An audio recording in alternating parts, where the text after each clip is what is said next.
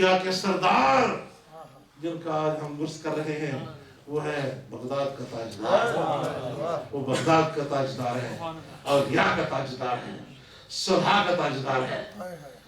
ایک دفعہ دریا دجلہ ٹوٹ گیا نا، کنارے ٹوٹ گئے، دریا کا پانی جب وہ اپنا شہر میں داخل ہونا شروع تو ایک بھگدڑ مچ گئی، دریا دجلہ ٹوٹ گیا، کیونکہ دجلہ کے دونوں کناروں میں یہ بغداد آباد ہے نا، تو ایک کنارہ جب ٹوٹا نا دنیا پریشان ظاہر کہ دریا بکھر گیا تھا اور گلیوں میں، بازاروں میں، کوچوں میں پانی پانی، گھر میں پانی، باہر پانی، اور پانی وہ آگے آگے ایک حضور غوث پاک کا مرید دوڑتا ہوا گیا، بابا جو تسبیح پڑھ رہے تھے، بابا بغداد تو ڈوب رہا ہے اور تم تسبیح پڑھ رہے ہو، کیا ہوا؟ کہ دریا دجلہ کا پانی جہاں پر وہ شہر میں آ گیا، اب چلو چلتے ہیں دیکھتے ہیں، یہ میں نے پڑھا ہے۔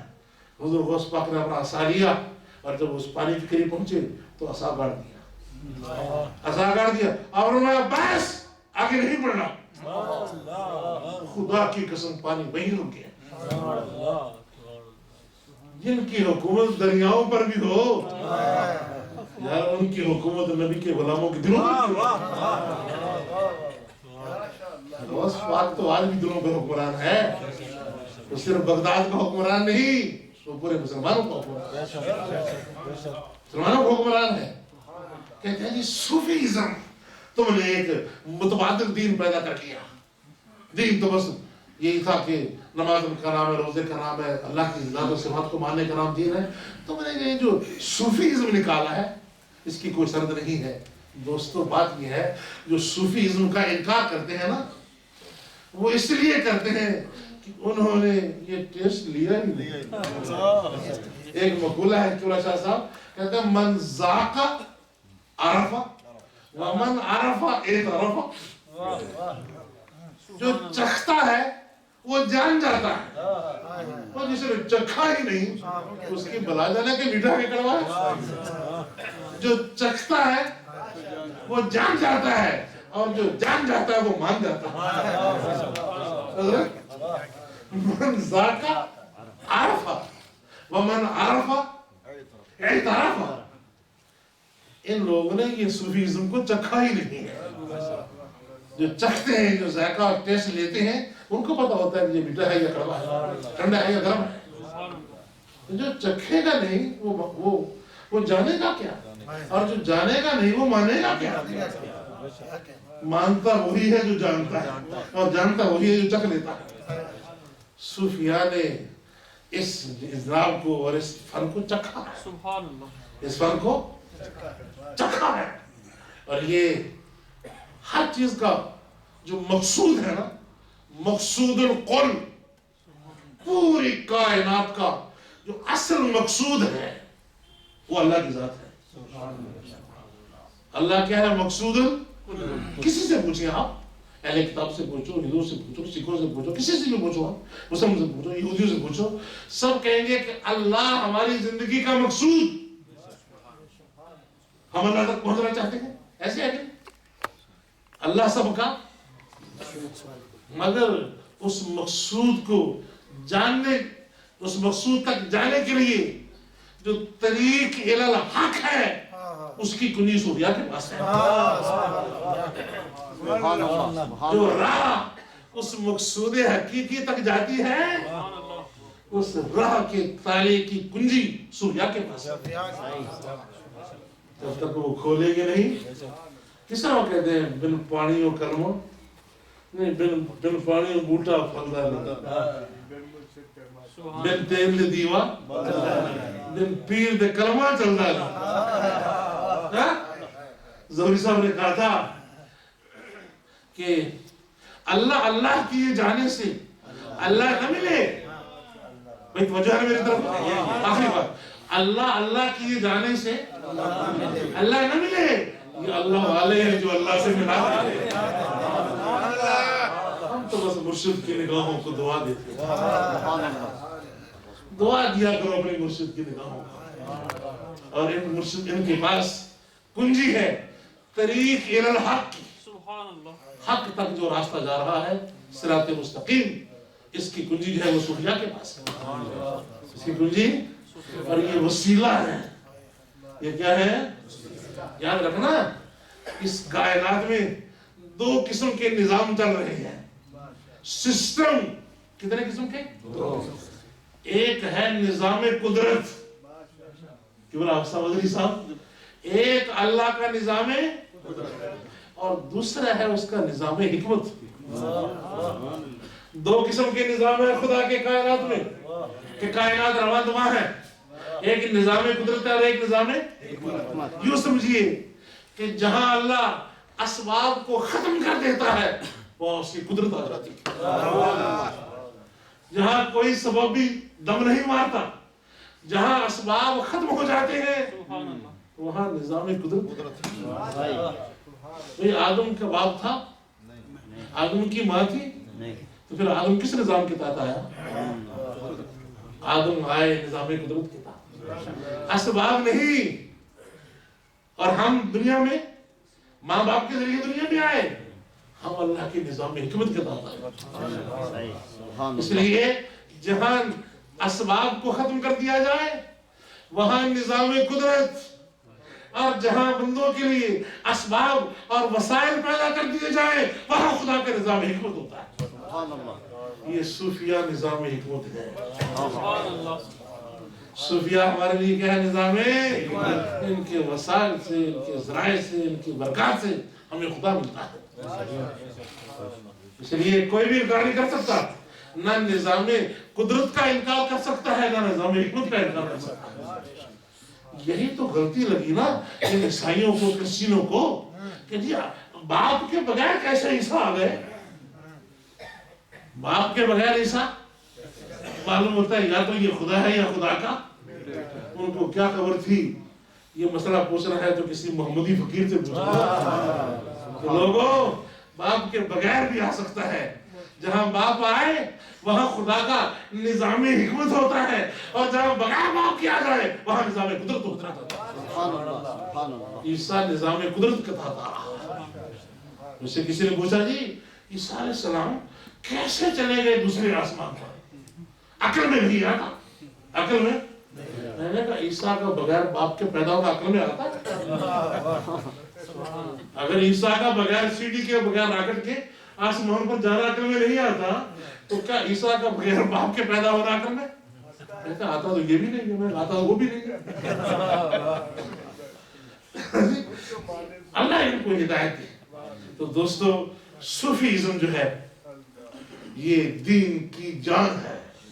جب اسلام، ایمان، اور ایمان جب فلٹر ہو کر اخلاص کے درجے پہ پہنچتا ہے تو صوفی بن جاتا ہے۔ اخلاص، اخلاص۔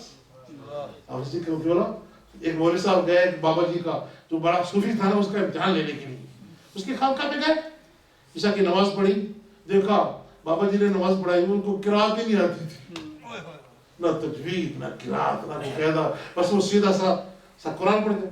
تو ایک مولوی صاحب نے کہا اپنے ساتھی سے، اس بابے کا کیا مرید بننا، اس کو تو قرآن ہی نہیں پڑھ رہا تھا، یہ تو قرآن ہی نہیں جانتا، اس کے پاس تو قرآن کے اصول ہی، یہ تو بالکل سادہ سا قرآن پڑھتا ہے، مجھول سا قرآن پڑھتا ہے، چھوڑ کسی اور کے پاس چلتے ہیں۔ وہی ٹھہرتے جو سمجھتے رہے کہ نماز فجر پڑھنے کے بعد، جب فجر کی نماز پڑھنے سے پہلے وہ ساتھ جنگل میں گئے نا، جنگل میں گئے مولوی صاحب، استاوا لے کے وہ اپنا وہ لوٹا لے کے پانی بھر کے طہارت کے لیے، آگے سے ایک شیر آیا دھاڑتا ہوا۔ مولانا نے جب دیکھا کہ شیر تو بالکل مجھے کھا جائے گا، لوٹا کہاں گیا، دستار کہاں گئی، جوتے کہاں گئے، ہانپتا کانپتا ہوا بابا جی کی خانقاہ میں آ گیا۔ اور کیا ہو گیا تجھے؟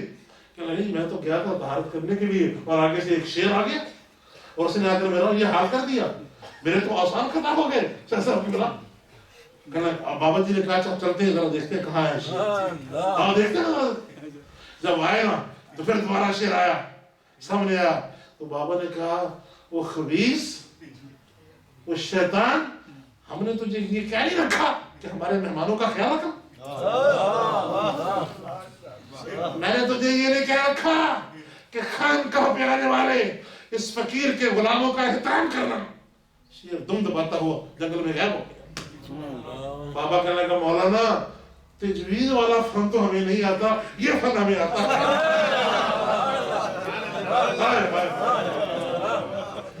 कि रातों तजवीज वाला फन तो हमें नहीं आता, लेकिन शेरों को पकाना ये हमें पता आता है। ऐसे लोगों का दामन पकड़ो, मलम्मा साजी से निकलो, बनावट से निकलो, तसन्नुह से निकलो, और किसी पक्के सूफी के हाथ के साथ अपना हाथ लगा दो, बड़ी खैर बरकत होगी। आखिरी बात, हज़ूर गौस पाक बैठे थे बगदाद में, आप सो तो नहीं रहे ना? तो शायद ये बड़ी खास बात आपकी नजर, आपने जो छेड़ी थी ना बात, आपके हर नबी के पर कदम पर किसी का वली का होता है, उसमें जो याद आ गई बैठे बैठे। फुतूहात मक्किया के अंदर इमाम इब्न अरबी रहमतुल्लाह अलैह ने ये किताब का नाम लिखा है, ये जो मैं आपको सुनाने जा रहा हूँ। कभी हाजिर है? आज से 5 साल पहले बुजुर्ग आए बरेली शरीफ से, बरेली शरीफ से बुजुर्ग आए, तो उन्होंने एक लतीफा सुनाया। तो क्या लगे जी, मैं एक जगह गया बरेली के आसपास, कहीं पे तकरीर हुई मेरी जुलसे में 2-3 घंटे, एक सूफी साहब सामने बैठे थे। मुझे जरा थोड़ा सा ज़ौक आ गया। मैंने कहा सूफी साहब तुम सुन्नी हो? तुम सुन्नी हो? कहने लगा हजरत जी 3 घंटे से आपका आवाज सुन रहा हूं, अब भी मेरे सुन्नी होने में क्या? 3 घंटे हो गए मुझे आपकी तकरीर सुनते हुए। उसका मतलब ये था कि ज्यादा सुनता है वो सुन्नी हो जाता है। सुनकर सुन्नी ना बनो, मुस्तफा की सुन्नत पे चलकर सुनो।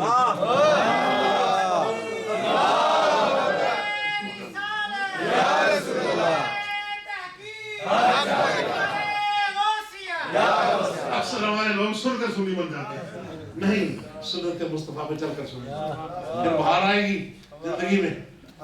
तो हुजूर गौस पाक बैठे थे फजर की नमाज के बाद कि आपका एक खादिम दौड़ता हुआ है।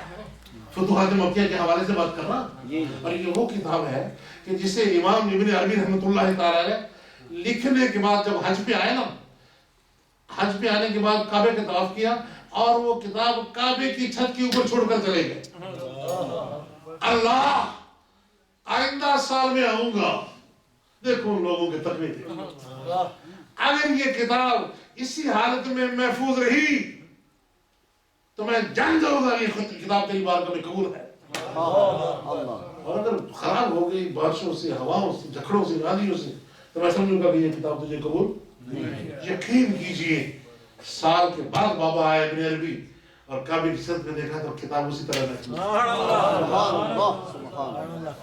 उस किताब से हवाला दे रहा हूँ आपको, जो किताब खुदा की बारगाह में कबूल है।